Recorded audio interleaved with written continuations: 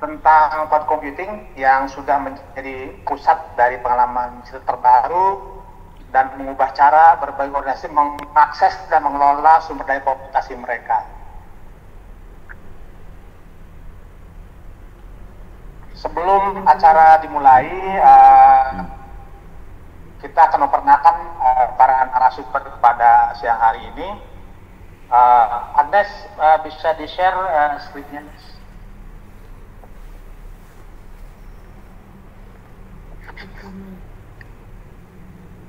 Perusahaan mana Pak tadi Pak? US. Namanya kayak ini. Itu udah lama. Jadi hampir semua Microsoft langsung pakai Akamai.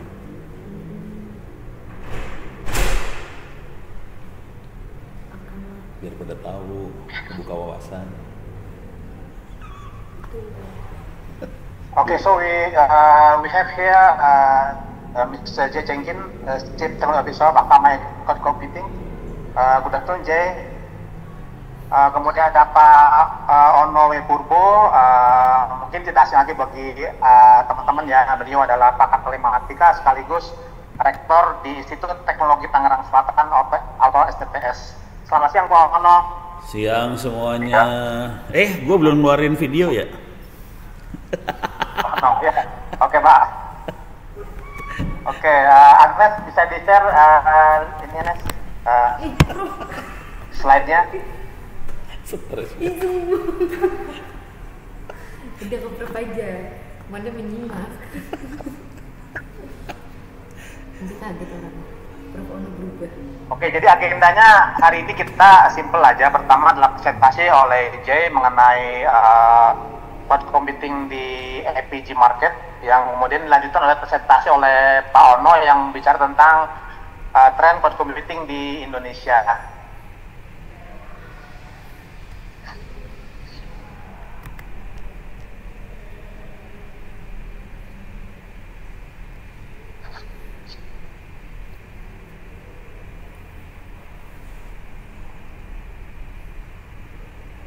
Jadi itu agenda pada hari ini, kemudian kita akan dilanjut dengan Q&A. Mungkin tanpa berpanjang kata, langsung saja kita akan memulai dengan presentasi oleh Jay.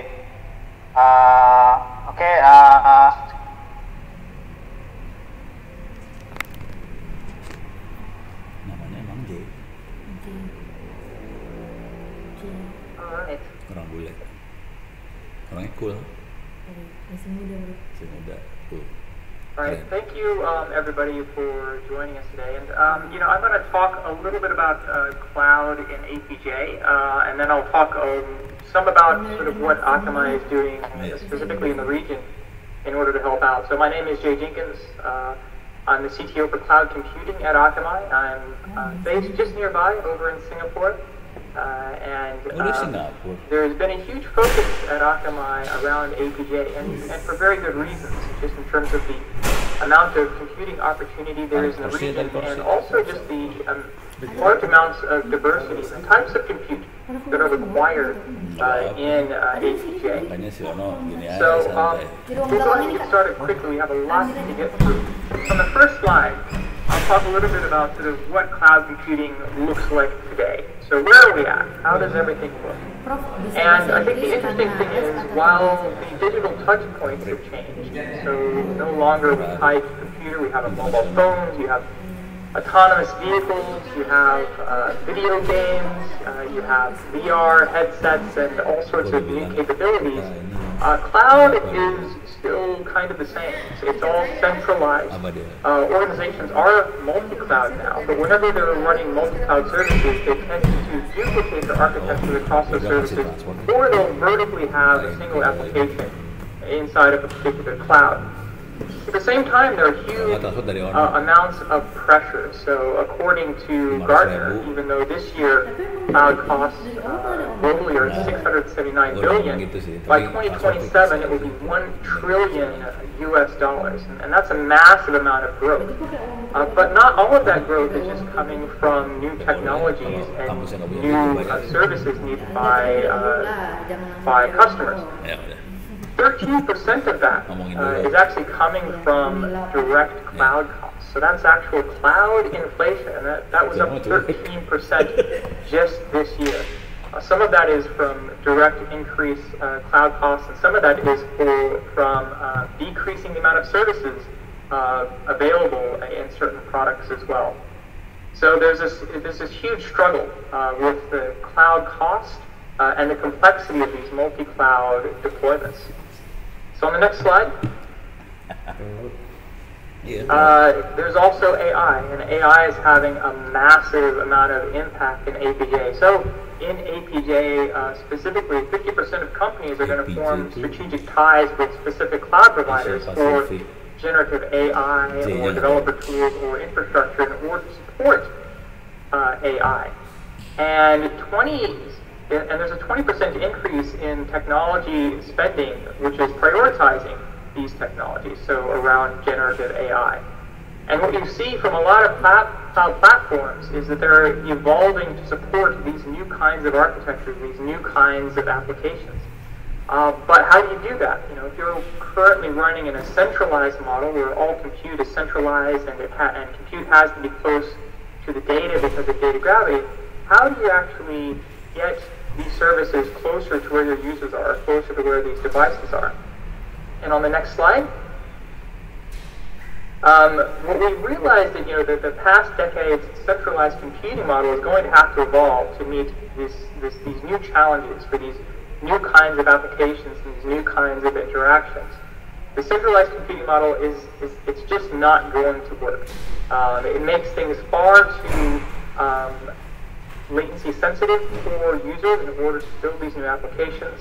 It makes it less resilient, less private, and these capabilities have to change. So on the next slide, you can sort of see what the solution is going to look like in the future. And what you see is you're still going to have these centralized cloud computing capabilities, but luckily over the last few years, organizations have moved more towards these cloud-native architectures, and that has a lot of benefits. It makes these applications, these services more portable across clouds. So they can deal with things like concentration risk in a single cloud, or they can move their applications to a provider which gives them the best price for performance for that particular application. But more than that, it allows us to think about a new way to distribute computing. So it's no longer in a centralized location. You can actually have these edge-native applications which can be pushed out to where the customers actually are. You can push this out to actually where the data is being generated. You can have more real-time applications that can react faster to changes in the environment. And CDN and Edge are already there, right? These content delivery networks that Akamai invented 25 years ago are there. You have functions as a service at the edge, but these tend to be very lightweight types of frameworks. And these new edge-native applications are going to need new types of compute capabilities. They need actual data distributed. They need actual processing capabilities, full-stack processing capabilities at the edge in order to create these new applications. And you see a lot of providers doing this today. So on the next slide, what are the benefits of these edge-native applications? So the primary benefit would be low latency. So many of the customers that came to Akamai when we first started building these types of frameworks were looking at lower latency. How do we actually react in real time faster to where our users actually are? But another benefit of that are things like resiliency and redundancy. And that is the same architecture that Akamai gets benefit out of whenever it's creating its CDN and its security products. By being able to host this in a distributed computing fashion, any single node is no longer a point of failure. You have multiple copies of this service that can be run anywhere around the globe. You have the capability to geographically control this location. So things like data sovereignty, things like privacy can now be geographically controlled. So you can make sure that the compute is happening closer to where that user is. And then finally, high performance capabilities.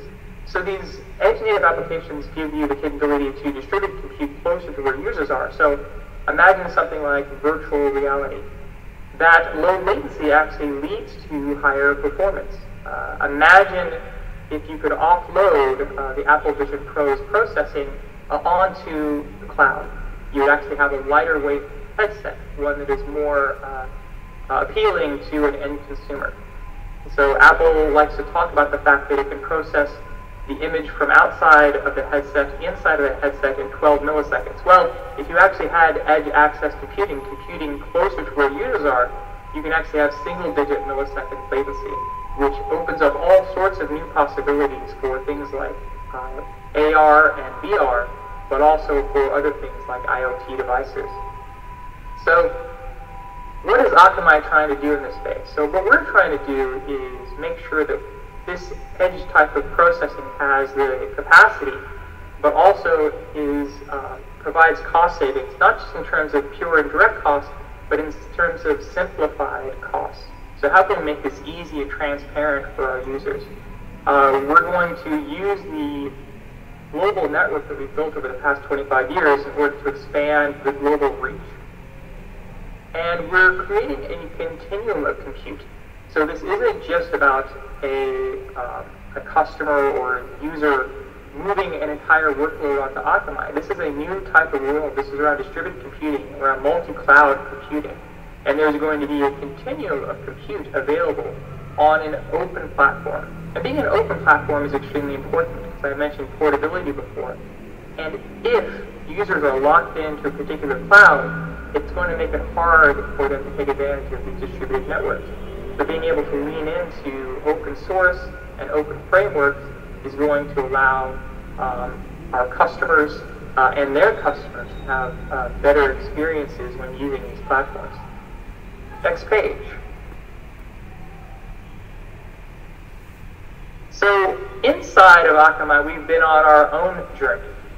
So we are a multi-cloud company. We've been using multiple hyperscalers, and what we're doing is we're sharing our own experience with our customers and with anybody who would like to understand how we did this migration, about how we moved not only stuff onto Akamai, but how we rationalized and moved more towards open source frameworks in order to give us the flexibility that was required. So since starting this, we realized the 40% cost savings for our infrastructure, and that is including internal billing costs. So, you know, if we were looking at Akamai's own list prices, we've saved 40% of costs and been able to improve the performance through lower latency of our data ingesting and processing pipelines.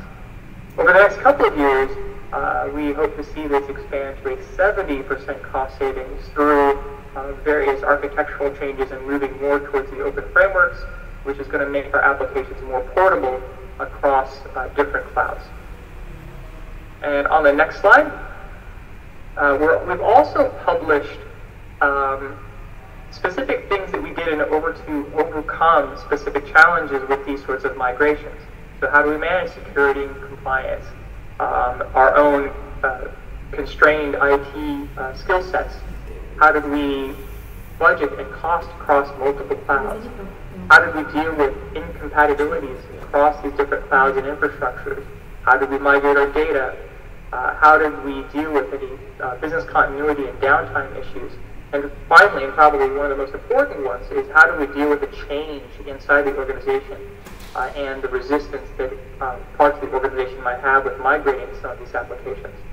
And it really came down to us for these 5 things, and we have these things detailed in a white paper, which is available around Project Cirrus. We established clear goals, we assessed the current landscape, we identified different interdependencies among those critical systems.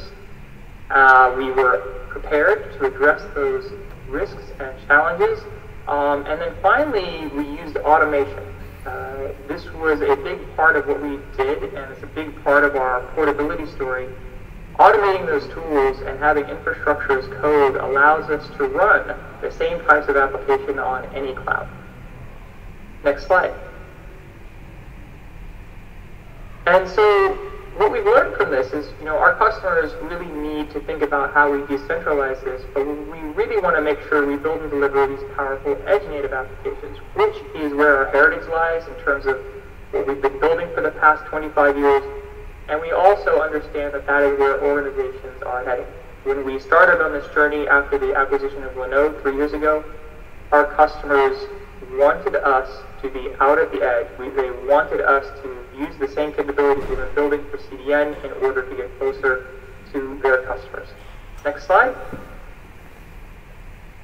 So this is the continuum of compute that we are building. So the core services, which you would expect on any cloud, certainly, and the edge services that we've also already had in terms of CDN and functions as a service. We're building hundreds of these locations, these distributed locations, to give compute capabilities closer to where users are, closer to where data is generated, closer to where the value is delivered. Next slide. And this is just a quick slide around all of the computing services that we provide. Again, these are compute services that you would expect from any hyperscaler. And we also have managed services such as MySQL databases and Postgres databases as well. Next slide. So these are our core and distributed computing regions as they are today. Since our acquisition of Linode, we've more than doubled the core computing regions and recently have launched new computing regions in Madrid and Melbourne. We've also launched 10 of these new distributed computing regions, which are closer to the customer with our considered edge access points. So they are close to our points of presence, which gives us very low latency for markets that might be underserved. And we also have a region in Jakarta, and on the next slide, you can see not just Jakarta, but we have edge compute regions in several cities throughout Indonesia. As everybody on this call knows, Indonesia itself is a very distributed country with over 18,000 islands.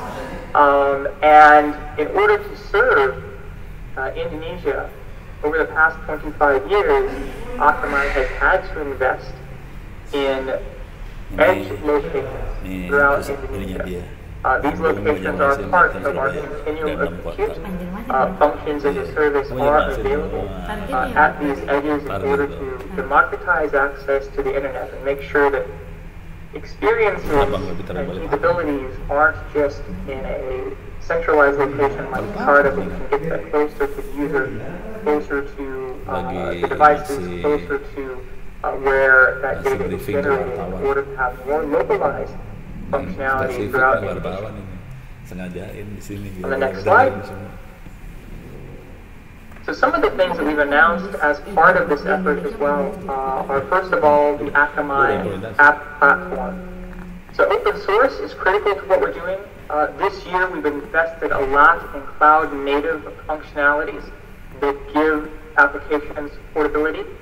This included upgrading our membership in CNCF from silver to gold, and we've also pledged $1 million in credits to CNCF open source projects as well.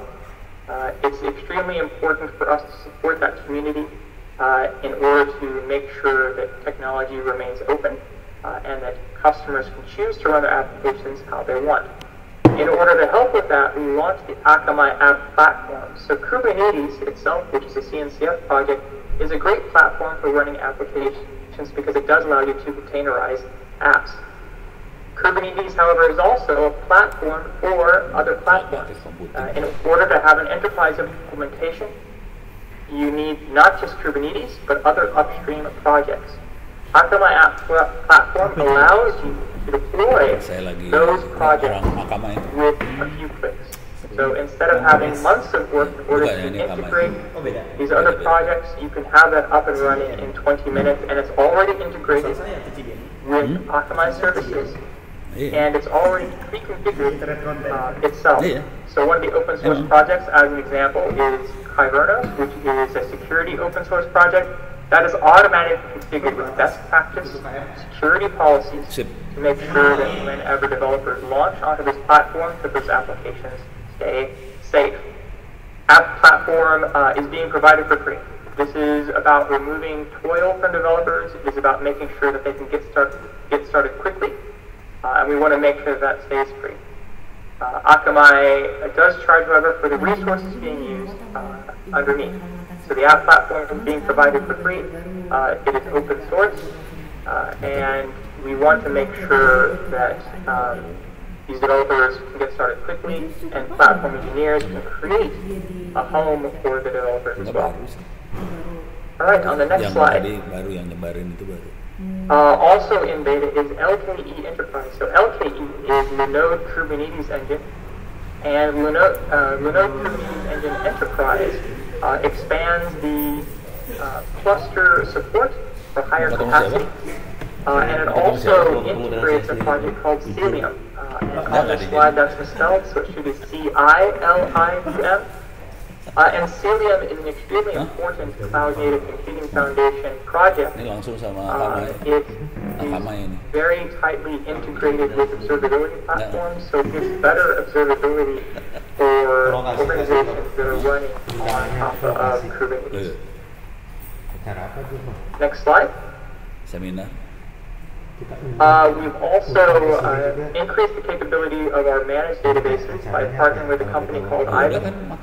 This will start with Postgres and MySQL implementation, and will expand over the next year, with Redis being one of the highest prioritized items on the roadmap, according to our customers. So this is available now in 20 of our data centers. Next slide. GPUs. This is a question a lot of people ask, and with AI in particular, distributed computing really plays into where customers actually want to do inference, which is closer to where their users are. These GPUs, these RTX 4000s, are great at certain types of workloads, encoding, absolutely for media, things like graphics rendering, and lightweight inference as well. And by lightweight, it's still pretty heavyweight, honestly. So an RTX 4000 can do things like generative AI for images very affordably. So we've done some recent benchmark studies, and it can do that at 1/5 the cost of recommended GPUs for other providers. Next slide.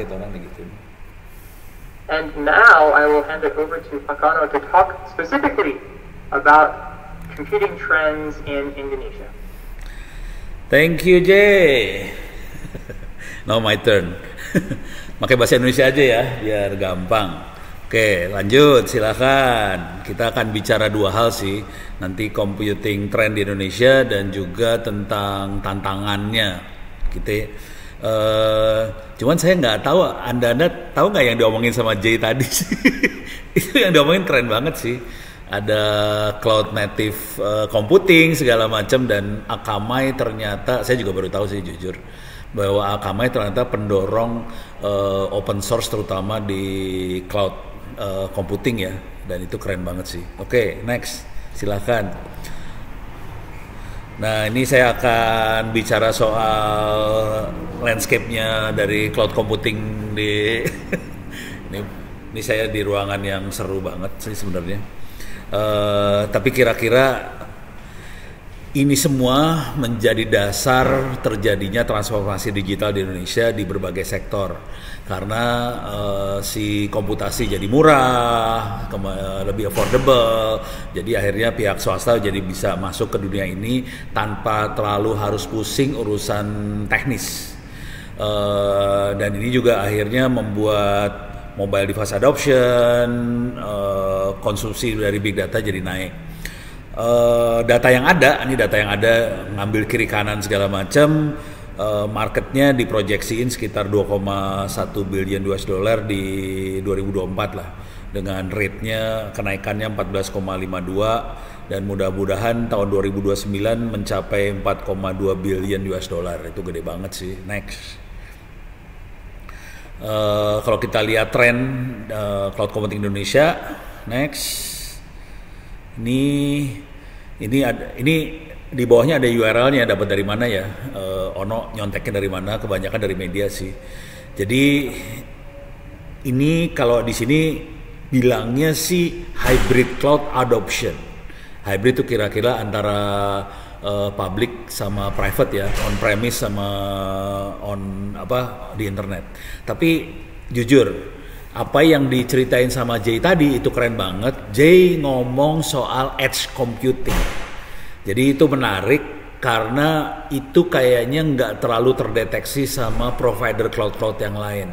Jadi Akamai ternyata mendeteksi adanya tren ke arah edge computing yang membuat si cloud itu menjadi lebih dekat lagi dengan kita sebagai user, dan konsekuensinya adalah dia menjadi lebih low latency, jadi cepet banget apa-apa, dan ini kepake banget terutama misalnya di tambang, itu udah nggak bisa pakai cloud sebenarnya, mereka makanya edge computing.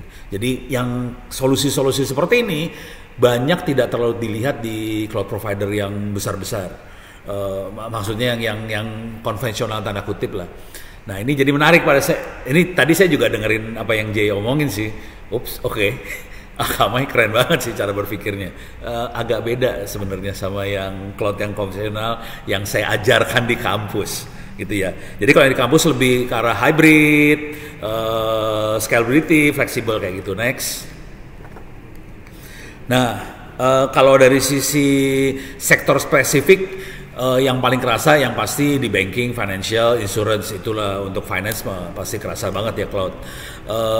Yang di Indonesia mungkin mulai mengarah itu yang healthcare sama life science mulai ngarah sana. Kalau di luar sih udah jamak. Kalau yang financial udah jelas. Nah, yang mulai kelihatan juga adalah di retail consumer. Itu mulai banyak, soalnya banyak orang-orang butuh presence, banyak usaha kecil menengah mau presence di internet. Kemarin saya kebetulan juga nganalisa datanya punya Kementerian Koperasi sama UMKM. UMKM yang berhasil dapat omset besar dengan modal kecil itu adalah mereka yang onboarding kayak di internet. Jadi cloud itu kepake banget buat mereka. Jadi kalau enggak omsetnya kecil. Jadi itu kelihatan banget di retail sama consumer, itu emang kelihatan banget karena itu yang membuat omset naik, kira-kira kayak gitu. Next.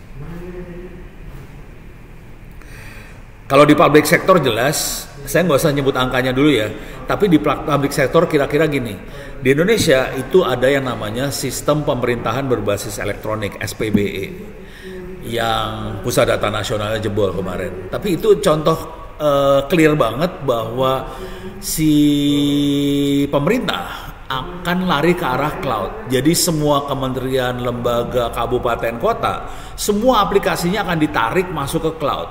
Dan pemerintahnya, ini minta maaf, mohon maaf, mereka berusaha mensentralkan semua, ini masalah efisiensi, anggaran segala macam, dan dalam bentuk Pusat Data Nasional. Nah, kesalahan fatalnya adalah kemungkinan mereka mungkin nggak punya expertise seperti yang ada di Akamai, di cloud provider lain, akibatnya jebol yang kemarin. Tapi kecenderungan itu kelihatan banget, dan itu anggarannya gede banget. PDN yang kemarin yang jebol kan anggarannya triliun itu. Jadi kita bisa lihat banget, barangkali ini salah satu yang akan mendorong bagaimana kita bisa berubah sih Indonesia. Next. Kalau ini kayaknya ya banyak perusahaan-perusahaan gede invest.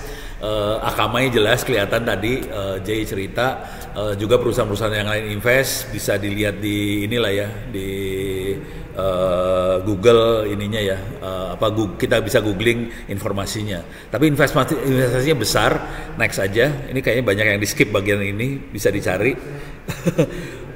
Kalau ini government initiative digital transformation, nah ini yang tadi sebenarnya. Yang paling gede itu Pusat Data Nasional, satu lagi adalah Satu Data. Inisiatif 2 itu yang akan mendrive kebutuhan cloud di public sector maupun private sector akhirnya. Ujungnya biasanya argumentasinya adalah kedaulatan data sih. kita pengen supaya datanya nggak ada di luar negeri, maunya di Indonesia. Nah ini jadi menarik, tadi dari slide yang ditampilkan Jay, dia ngasih lihat bahwa edge-nya ada di paling nggak 6-7 kota di Indonesia. Jadi datanya ada di Indonesia, nggak ada di luar sih sebenarnya. Jadi masalah kedaulatan data jadi oke, security jadi lebih gampang, compliance lebih gampang, semuanya jadi lebih gampang sih sebenarnya. Next. Oke, jadi itu kira-kira secara umum tentang computing market di Indonesia, pergerakannya kemana, karakteristiknya gimana, lebih ke arah hybrid sama hybrid cloud. Tapi tadi dari Jay kelihatan banget ada satu teknologi yang belum banyak dibahas, yaitu edge computing. Dan harapannya ini semua membuat Indonesia menjadi salah satu negara yang menarik untuk bidang cloud computing di Asia Tenggara lah paling enggak. Oke, kayaknya habis. Oke, ada masalah nih. Bagaimana masalahnya untuk adopsi cloud di Indonesia? Next. Ini saya cepat aja ya. Biasanya masalah yang dikejar masalah cost, efisiensi, scalability, itu yang dikejarnya. Mereka berusaha mereduce itu. Next. Dengan menggunakan cloud, si bisnis jadi lebih agile, lebih gampang manuver, lebih bergerak karena dia nggak usah lagi mikirin investasi di peralatan, server dan sebagainya. Dia bergeraknya lebih gampang, urusan infrastruktur jadi lebih bisa disuplin ke provider cloud. Jadi dia bergerakannya lebih gampang. Next. Dan ini dengan adanya cloud ini, tool-tool yang dibutuhkan buat kolaborasi, productivity, semuanya sudah ada di online. Jadi ini gampang banget. Paling gampang gini lah. Kalau mau file sharing gampang, mau ngedit dokumen rame-rame gampang, mau koordinasi gampang, semuanya jadi gampang banget karena toolnya sudah ada di cloud semua. Saya nggak usah nyebut merek ya. Next. Nah ini yang seru, yang jarang orang lihat sebetulnya. Untuk bisa melakukan transformasi digital, engine di belakangnya adalah AI, machine learning, sama big data analytic. Dan cloud ini, beberapa cloud menyiapkan GPU untuk kebutuhan ini. Kemarin saya ngobrol sama Jay, mereka ada GPU-nya, tapi kalau buat ngasih bikin model data seperti ChatGPT yang gede banget, mungkin nggak sampai situ, tapi GPU ada.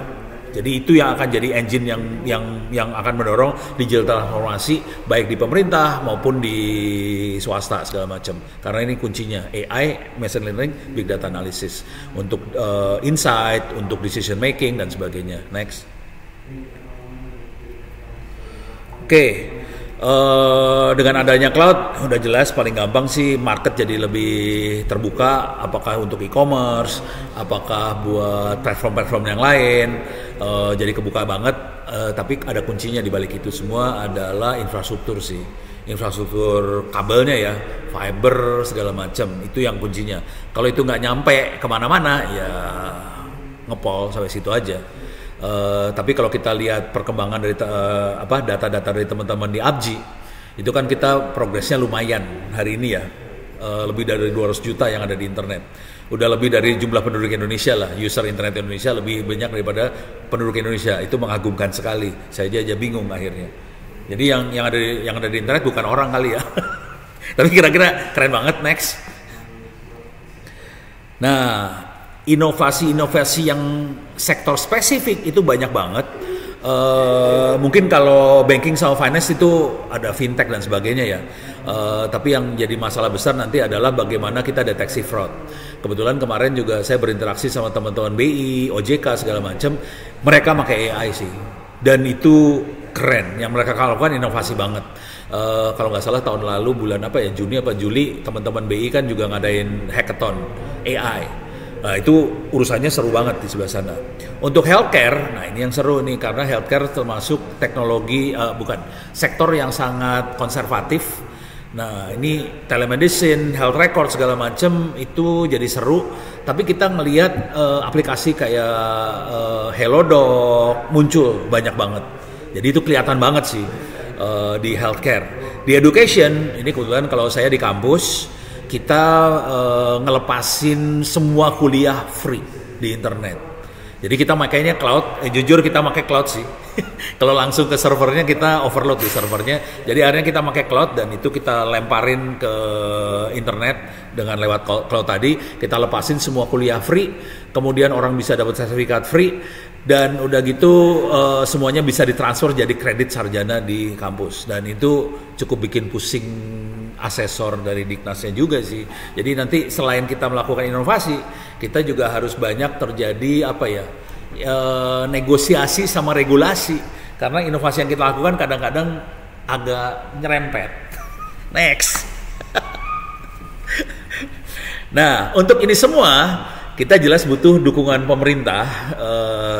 Tapi ngelihat sepak terjang Ibu Mutia kemarin keren sih.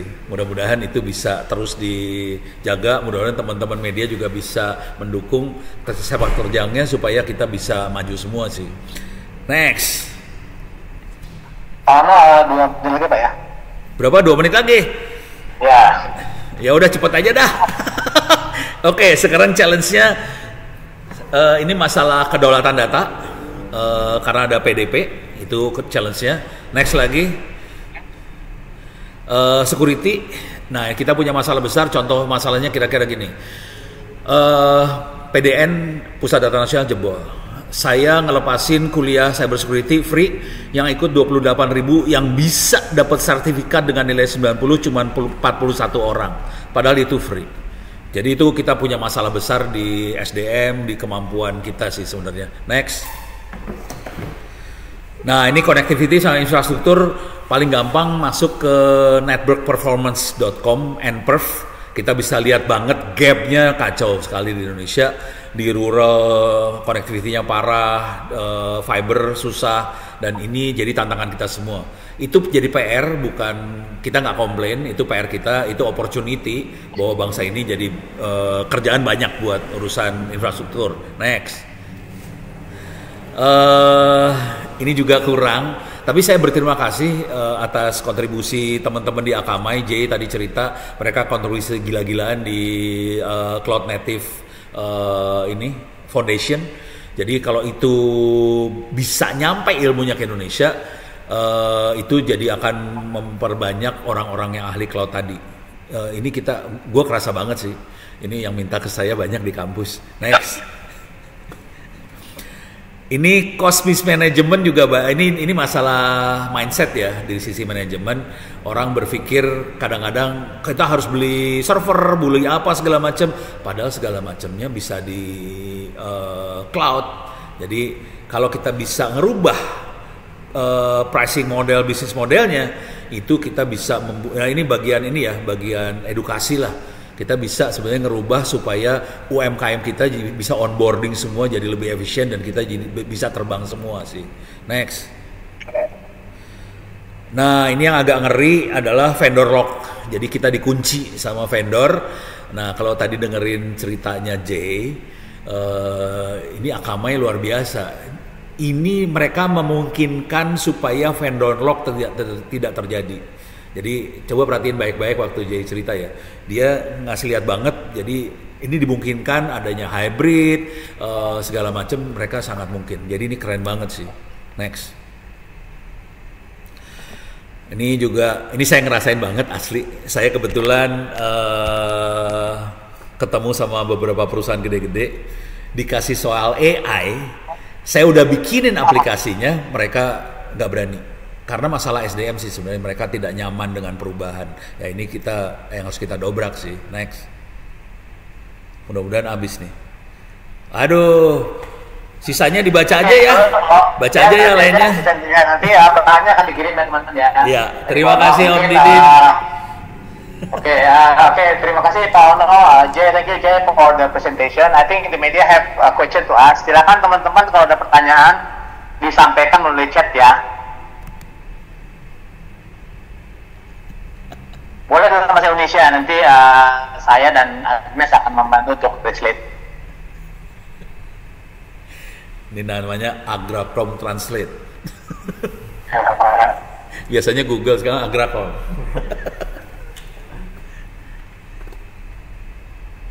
Belum ada pertanyaan?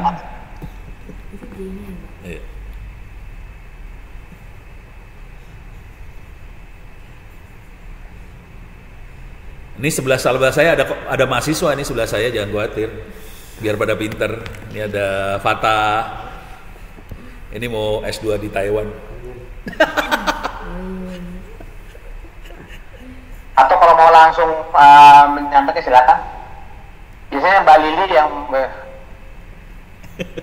sekarang pertanyaan.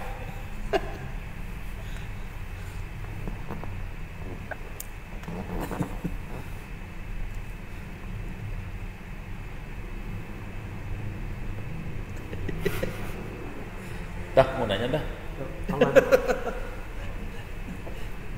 Mahasiswa nggak boleh nanya di sini.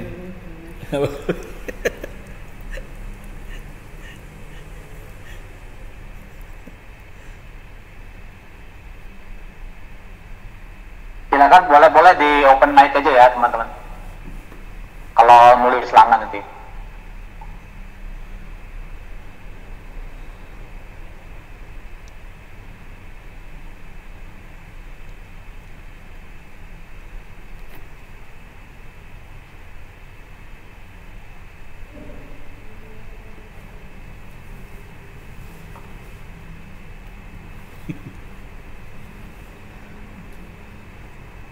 Ini sorry gue. Silakan. Tadi Ono yang ngomong. Ini kira-kira Mas Desmal, Mas Arif, Mbak Lili, biasanya ada pertanyaan? Nah, itu ada Mas Desmal tuh nanya. Anda sudah ada tuh.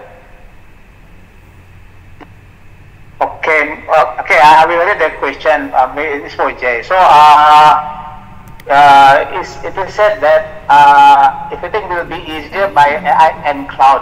Media. But how important is the security in cloud adoption and how Akamai can provide protection optimally for the security issue? Yeah, thank you. So first of all, I think a lot of the promises of cloud honestly haven't been kept. Are things easier in cloud? Certain things are, right? The ability to scale up and down is easier. Like, you can move to an OpEx model instead of a CapEx model. Some of those things are easier, but cloud can actually be quite complex, and that's why security is a concern. Making things secure in the cloud are very different than making things secure in an on-premise implementation. That said, an on-premise implementation isn't necessarily secure either, but your attack surface is much smaller, right? It's just your organization, whereas your attack surface for a cloud provider is whoever is on that cloud. So it's a much larger, a much bigger attack target, right? So in terms of security in cloud, Akamai is one of the leading providers of security products, in the world, and for us, in particular for those organizations moving into cloud, making it as simple as possible actually makes it as secure as possible, right? The more complex the system, the harder it is to wrap your head around that and secure it.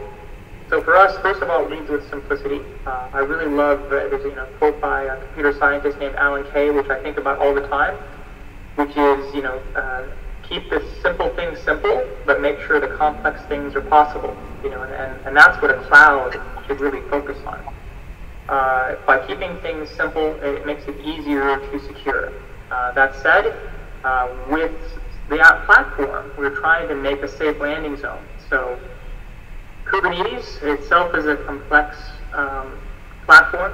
By having the app platform be pre-configured with specific best practice security configurations, it makes that a safer environment for our customers to deploy on. It's also important, I think, for any cloud to not just look at things as a shared responsibility in terms of security, but it's important for a cloud vendor, a cloud provider to understand that they know more about their cloud than their customer does. And it is their duty to inform them of the best practices and actively look for threats on behalf of that customer in order to protect them.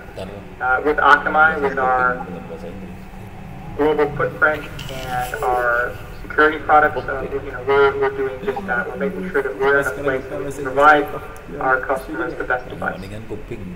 Kuping lebih penting. Oke, sudah cukup ya, Mas Desma. Ada lagi pertanyaan? Silakan. Langsung aja.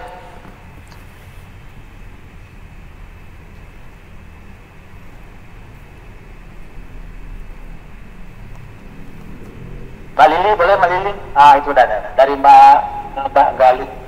So, Galuh from Kompas.com has two questions. First is, how can Akamai's edge computing solution help SMEs in Indonesia and data undergoing digital transformation? First, and second is, how does Akamai see the potential of edge computing in supporting SMEs in Indonesia, considering that infrastructure is still uneven here? Jay, please. Yeah, that's a great question. And I often, think back, when I've been covering this region for a long time. And I often think back to sort of really how far Indonesia has come, since I've been in this region, and there's been a lot of, even though there's a long way to go, there's been Indonesia itself has come a long way in understanding how unfair really the internet can be, and how unfair access to technology can be.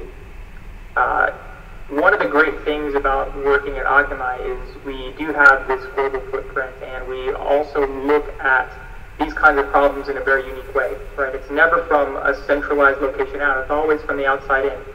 So how can we get closer to customers? How can we give access where there is no access today? How can we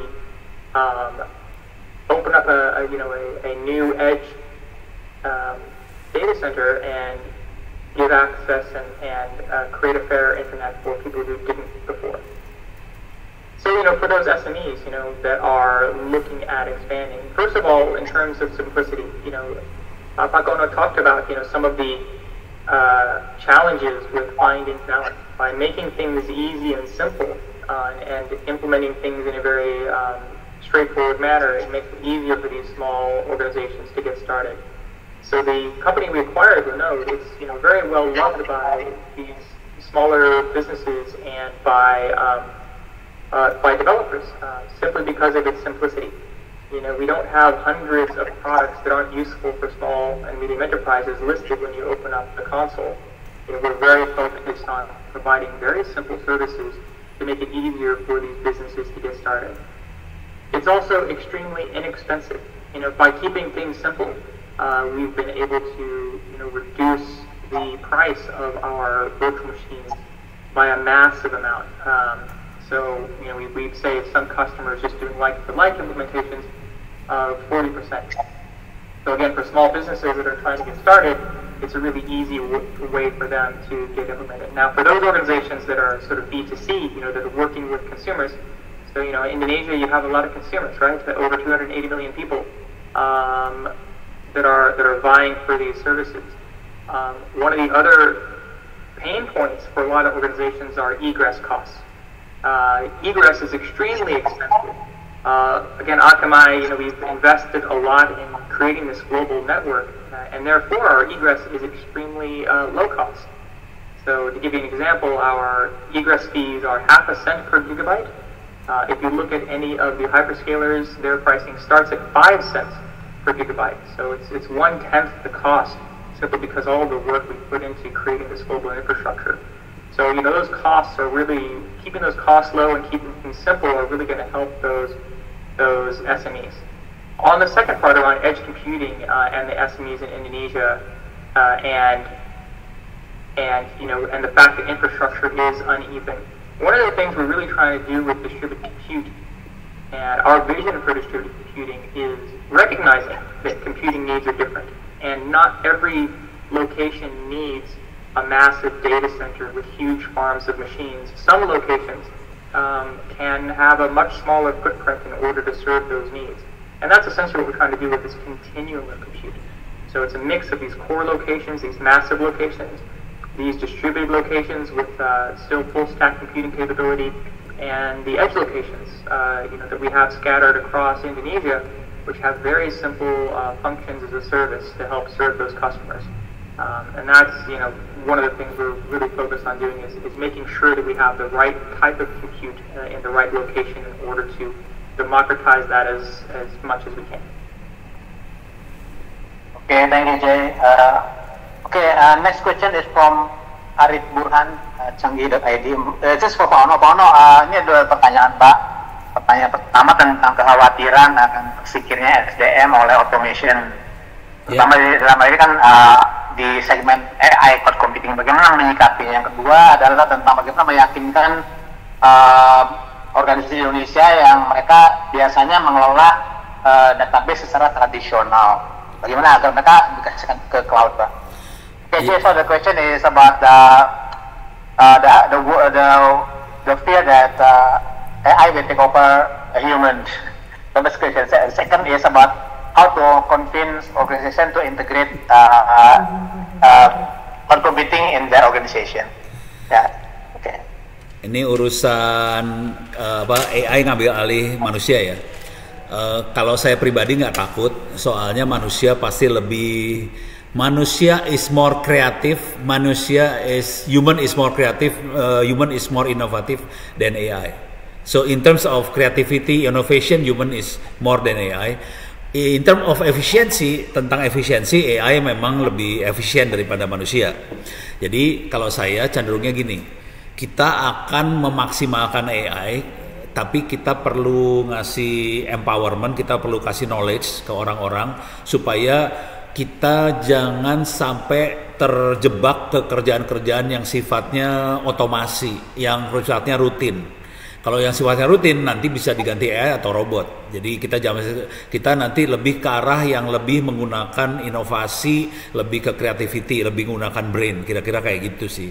Nah ini tantangan buat kita semua. Kalau kita masih ke yang rutin, masalah prosedur, ya pokoknya yang rutin-rutin bisa berabe ini urusannya. Ini masalahnya ada di guru, dosen, kampus, Ono. Jadi itu dosanya Ono. Terus yang kedua, sorry, masalah, waduh pertanyaannya banyak ya. Saya ngomong cepet aja ya biar ini. Tentang bagaimana meyakinkan agar mereka mengintegrasikan cloud dalam. Oke, untuk meyakinkan orang penggunaan cloud kira-kira gini. Kalau yang menggunakan aplikasi sendirian, cloud nggak dibutuhin. Tapi kalau kita sudah mulai banyak orang di organisasi dan harus sharing resource, nggak mungkin kalau nggak pakai cloud. Kira-kira gitu. Paling blow on mah contoh sederhana ini, minta maaf nyebut produk ya.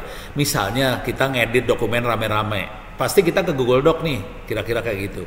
Jadi kalau udah mulai sharing, dan ini pasti akan terjadi di semua perusahaan, sharing itu pasti cloud, nggak mungkin enggak. Nah kalau mau maju harus sharing, kerja bareng, kerja sama, nggak mungkin nggak pakai cloud, kira-kira kayak gitu sih. Ya, terima kasih Pak Ono. Next question is from Aldo from Medcom ID. How is cloud-based AI supporting the development of smart cities in Indonesia? It's for Jay. Yeah. Yeah, look, I mean, so cloud, you know, and I think Pak Ono talked about this as well, right? Is really the only answer for AI at the moment. You know, in terms of the types of processing capabilities that it has and the scalability that it has, you really need to rely on cloud capabilities or some sort of whether that's private or public, like you need some sort of cloud capability in order to really make the use out of AI. Now, for smart cities in particular, it's going to be even more important to have this distributed computing capability, and that's going to evolve over time, and not just from like companies like Akamai. You know, it's going to come from a lot of government infrastructure investment. It's going to come from private industry looking at. You know, I've talked to other cities that are looking at embedding compute into streetlights. You know, in order to create this new distributed computing network. And to really have a smart city, you need to really be able to create, you know, a digital twin of the city. In order to do that in real time and be able to aggregate and react to things in real time, you're going to need distributed computing. Whenever I'm talking to customers, I kind of like to think about it as like reflexes, right? So there are times, you know, where you want everything to go to your brain and you want to make a decision, but there are times where if you touch something hot, you want your hand to react right away before something bad happens. So imagine, a smart city. If you have a good digital twin, you'll be able to distribute that decision-making capability to where it's needed, right? So if you need to make a decision in Bali and Denpasar, right? You want that decision to be made as quickly and efficiently as possible. There are different levels of data aggregation. So imagine you're measuring traffic in a particular location.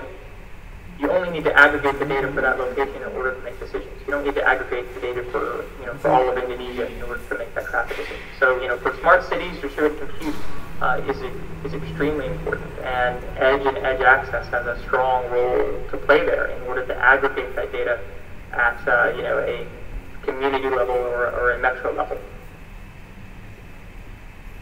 Okay, next question is from Patrol Maskud from BCC Indonesia. So the first question is, I think it's for both. First is about what are the factors that make adoption of cloud diverse between sectors, financial, healthcare, and retail. And second is how's trend of cloud adoption in the manufacturing sector. Since Indonesia has been going for the industry 4.0. Mungkin Pak Ono dulu, Pak Ono first, and then Jay can comment. I was thinking Jay first. Okay. Pak Ono slide. Oke, ini Ono pribadi ya. Ono pribadi, saya jujur yang paling fatal di kita adalah kalau duit kita nggak masalah. Indonesia punya uang, oke, banyak. Prosedur kita nggak masalah. Jadi kalau kita ngelihat suatu sistem, I normally see as people, process, technology. Okay, so proses itu berbentuk aturan, prosedur segala macam. Kita proses. Teknologi kita sebetulnya kita punya uang banyak. Yang paling fatal di kita adalah manusia, SDM. Jadi mau di sektor finance, healthcare, retail, urusannya manusia sih. Ini saya kasih contoh real aja. Kemen Koperasi UMKM kemarin ngasih lihat data ke saya 13 juta UMKM. Kelihatan di situ bahwa UMKM yang bisa punya omset besar adalah yang pakai internet. Cuman UMKM yang pakai internet tadi ternyata adalah mereka yang berpendidikannya S1. Jadi itu fatalnya di sebelah sana, education. Trend adoption in manufacturing sector, industri 4.0. Kebetulan saya ngobrol sama teman-teman IoT, Internet of Things, IoT, dan itu jadi backbone dari industri 4.0. Jadi mereka itu, jadi urusannya gini ya. Secara teknologi kita ada orang-orang yang jago-jagonya sih sebetulnya. Cuma nanti harus matching antara si manajemen sama teknologi. Bahwa ini ada teknologinya, ada orang yang jagonya.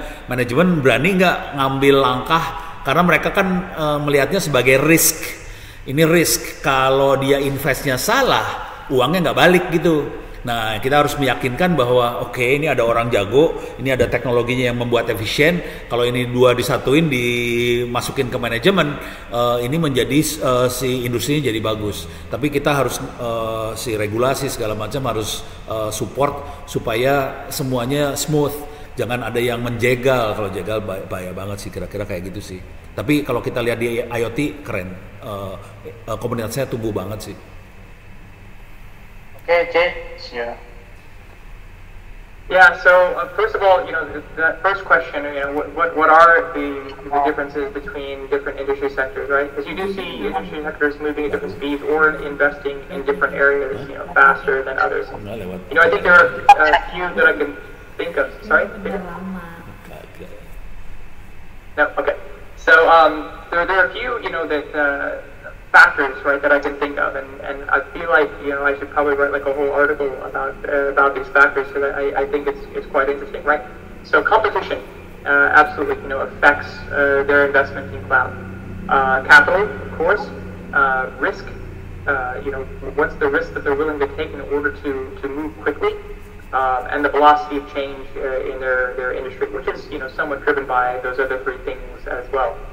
So those four things really drive, the adoption among cloud, right? And you'll see them investing in certain areas depending on those factors, right? So, finance.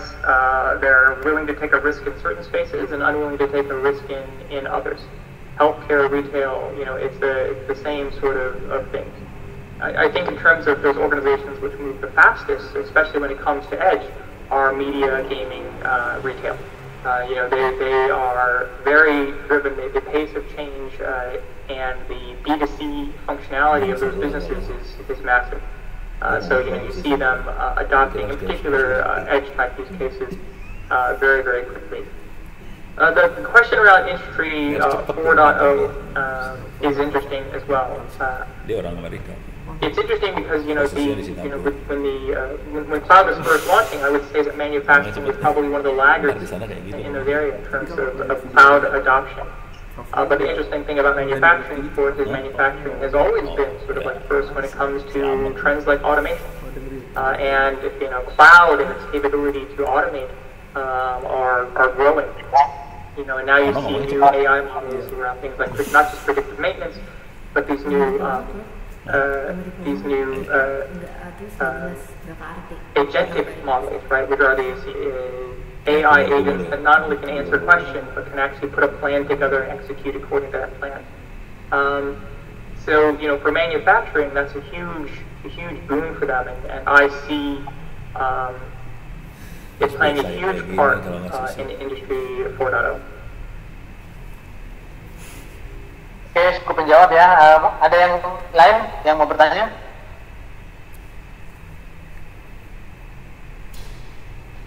Cukup?